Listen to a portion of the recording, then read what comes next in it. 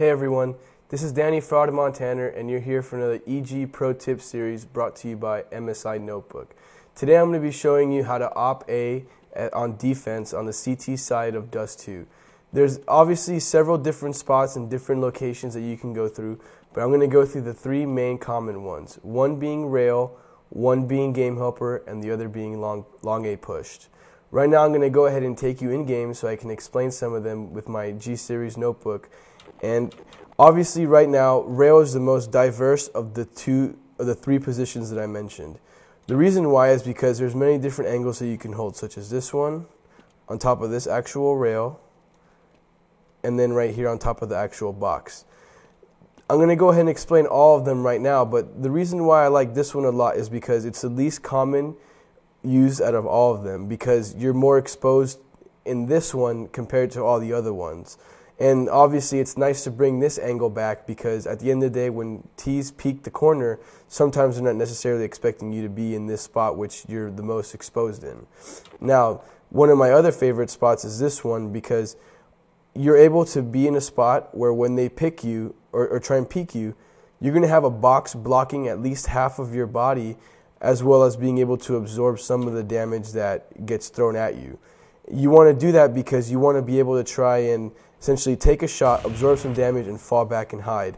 This will allow you to be able to recover and throw some flashbangs up in the sky to potentially take another pick.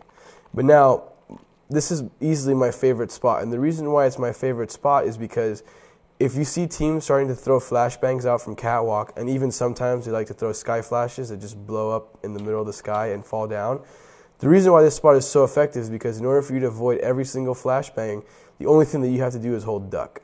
The reason why this is effective is because when you hold duck, this wall covers your whole entire sky, and you're basically your upper view. This will allow you to get half blind at max, and will allow you to, basically the way you want to have this done is maybe take a shot, avoid some flashbangs, and pop right back up.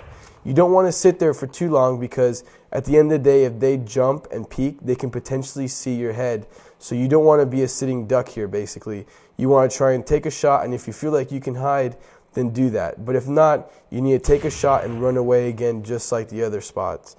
And obviously the main thing that you want to do when you take one shot or they're running at you is throw flashes in the sky and hope that your teammates from long A will help you with some flashes to cut off angles like the elbow and whatnot. Because if you're playing rail, you've basically made a decision in your mind that you're going to die with the bomb site, because there's really no way that you can escape. Once the team is all the way up in the elbow, there's no way for you to really run out long A without getting killed. It's extremely difficult, and that's why I'm going to go ahead and explain to you the next spot, which is something that we like to call game helper. And the reason why it's called game helper is obviously because of this tag in the back of the wall. And you know, the main power of this is you're able to take this angle and, you know, essentially try and avoid some flashbangs and get one kill, but then you're easily able to run away and take shots like this, or go and run and hide in the pit. The reason why this is so powerful is because of the fact that you stay alive for the retake.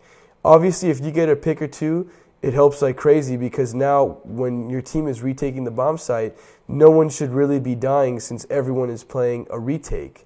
This will allow you to be able to essentially run up into the bomb site, and then say if the bomb is planted in a default position like this, you're able to, let's say, jump over here and then cover a really nice angle while the bomb is planted and your team is trying to defuse it.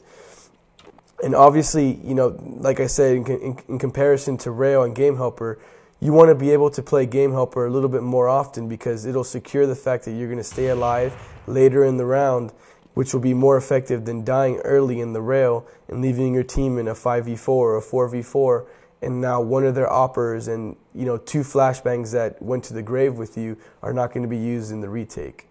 Now finally, the last spot that I like to play is where I like to do is, you know, push up long A and be aggressive with this. The main thing I like to do is jump out here and try and hold this angle. A lot of teams like to rush long A, so you want to try and take a shot and then run away. But if a team doesn't rush and you can hold this angle, this is very powerful, because once you've cleared this, your teammates that maybe had a bad spawn or maybe are exchanging guns or something are really late in crossing to long A.